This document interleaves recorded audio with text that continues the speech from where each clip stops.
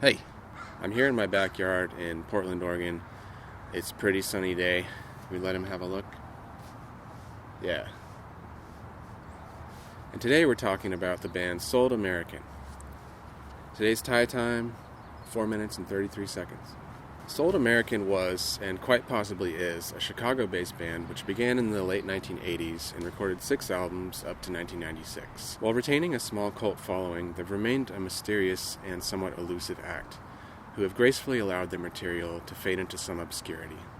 In 2019, while aimlessly surfing YouTube, I clicked on a video entitled One Song Jeff Tweedy Wishes He Wrote, Jeff Tweedy being the frontman of the Chicago band Wilco.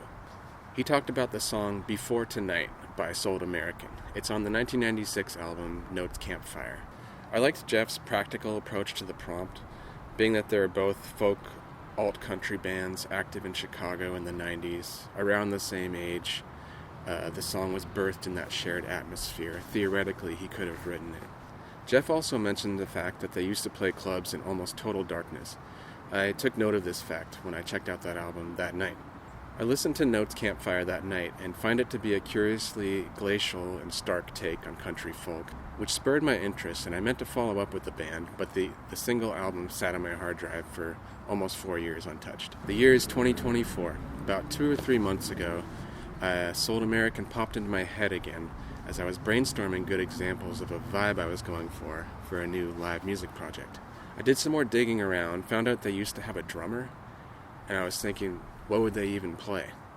They were fusing reggae and country? That just sounded bad to me. It wasn't adding up. Anyways, I immersed myself in their early output, and I have to say, there was nothing else like it in my mind. The 1989 album Flubber struck me as the strangest and strongest record of what they were working towards. It's a bit of a struggle to classify, but my best guess would be barroom minimalism or ambient country. Like a lot of the music that's most magical to me, it's a bit of a mess, but carefully arranged and appears to teeter on the edge of falling apart. There's suspense and restraint in the arrangements, and so much attention to texture. Jeff describes this feature of the band elegantly. He says, "I'm always a sucker for a band, all pointed in the same direction, yet unconcerned with metronomic time.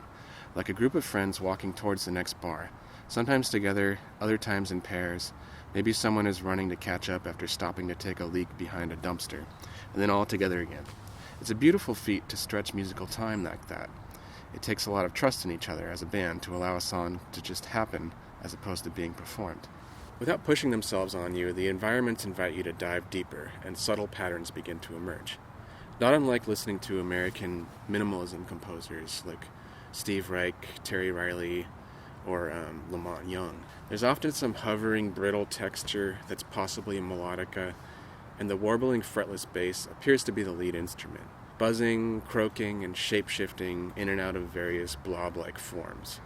Note the album title, Flubber. The vocals are raspy, carelessly forlorn, and casually stretched around the instrumentals. The lyrics are cryptic if you can ever understand them. John Darnielle of the Mountain Goats wrote a short essay called How Souled American's Flubber Changed My Life, and I just want to read a little bit of it to close out that I think is great. If the new writers of The Purple Sage had gotten so depressed one day that they didn't know how to talk about it, they might have made this record. My 2 favorite songs on it contrasted heavily with one another. Drop in the Basket was a nervous romp in an odd time signature that seemed to be telling a story about a church burning down, and its melody was like a caffeine-induced trance. Over the Hill, on the other hand, was a mandolin-drenched abstraction with a lonesome harmonica and an increasingly mournful chorus. If you've got the love, baby, I've got the time. It faded long and slow and carried me off with it every time. Its arrival point was in the middle of nowhere. I still don't know any other feeling like it in music. PSA 1, Souled American, over and out.